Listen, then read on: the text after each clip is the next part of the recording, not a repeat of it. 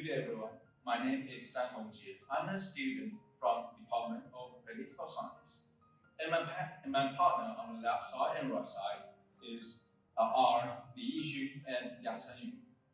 And also a student from Department of Political Science. So today, our topic is about feminism. And as the title shows that, deconstruct why feminism.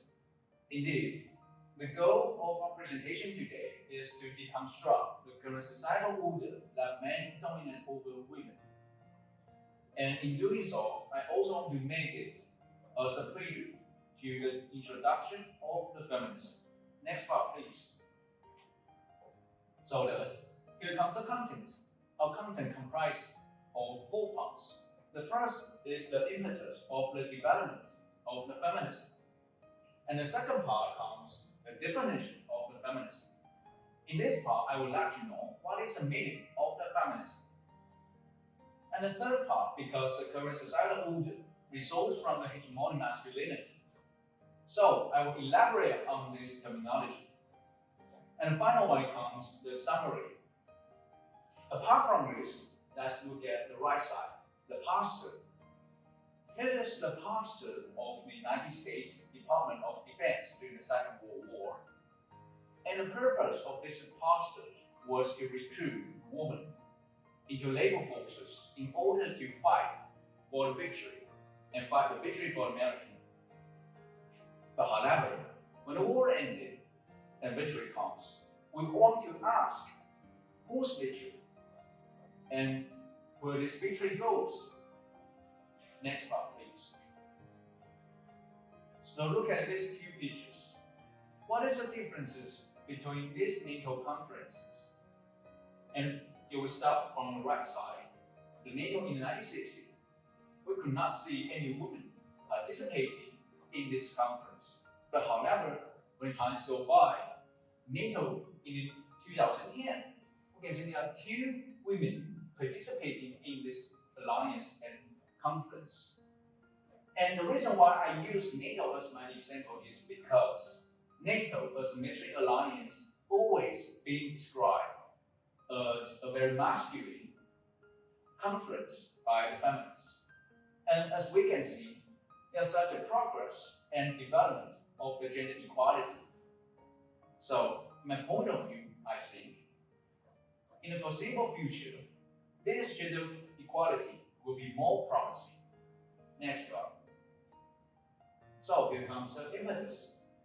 Traditional theory of international relations focuses on the first one, sovereignty, and the second one, security. And the third and fourth part, which are related to the second part, are military, economic, and trade issues. And the fifth, the most important one, is rational decision making.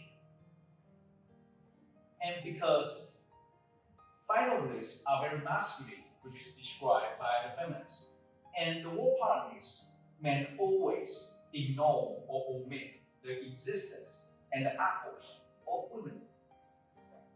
So that is the reason why the feminists always describe the war parties as the men's organ. But however, when you look back to our own history, we can see there are a lot of efforts of women, especially during the Second World War. For example, the diplomat's wife helped their husband to fight for the country, or the military prostitute served the country during the wartime, or in modern time in recent decades. In the refugee crisis, we see the African women refugees protect their children for their dear life. Among all of these women efforts, we just want to ask, where is the character of females in world politics? Okay, let's begin with the definition.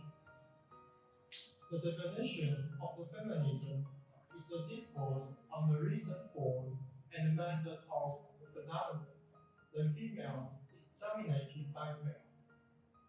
And the feminists are dedicated to criticizing and solving the problem of hegemonic masculinity. I bet that you have noticed the terminology hegemonic masculinity. But don't worry, I will explain it in the following slide. Feminism is a multidisciplinary theory that uses various methodologies and do a research through diverse aspects. Next page, please. So, as I have mentioned before, what is hegemonic masculinity? It is a practice that legitimizes men's dominant position in society. Sandra Harding divides this term into three categories. The first one is individual gender. The second one is gender symbolism. And the last one is gender structure. Individual gender are sometimes of characteristics given by society to males and females. We always think of men to be brave, proactive, or sometimes reckless. However, on the other hand, women are graceful, conscientious, timid, or in some scenarios, emotional. As shown by the picture on the right side, this society has inculcated a sense of gender stereotype into us by osmosis. Next page. So, what is gender symbolism? It uses abstract concepts to symbolize gender. We always think of males to be objective, reasonable, intelligent, be independent of others' control, and be public. In contrast, females are subjective, emotional, natural, and private. It reminds me of a Japanese drama that I have recently watched called Oku. This is not a normal one because the traditional Oku is a place full of concubines of shogun, in Chinese, 幕府将军, or in Western words, harem.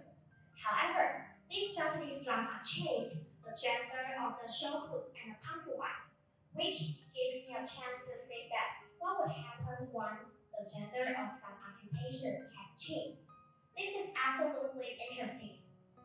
And the third part comprising of hegemonic masculinity is gender structure. In gender structure will specify what careers should males or females have. For instance, the Chinese president Tsai Ing-wen, she used to be a congresswoman and legislator, and at that time, she sometimes wore a skirt. But however, when she became the Chinese president, she doesn't do this anymore.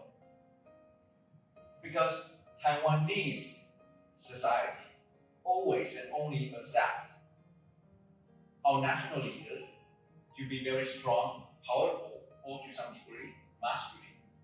And this is a veritable example shaped by our society and the culture. The final one we'll give to my pop. Okay, to sum up the presentation, let us summarize my information and give you a takeaway. Feminist scholars surely honor saying that there should have been no disparity between males and females from the biological differences. Unfortunately, almost every culture gives males and females a connection of superiority and inferiority. For instance, males are higher than females. The aforementioned hegemonic masculinity reinforced this concept and made it legitimate. Above all, there is a reason why this society still subscribes to hegemonic masculinity. Hope you enjoyed the presentation. Thank you for listening.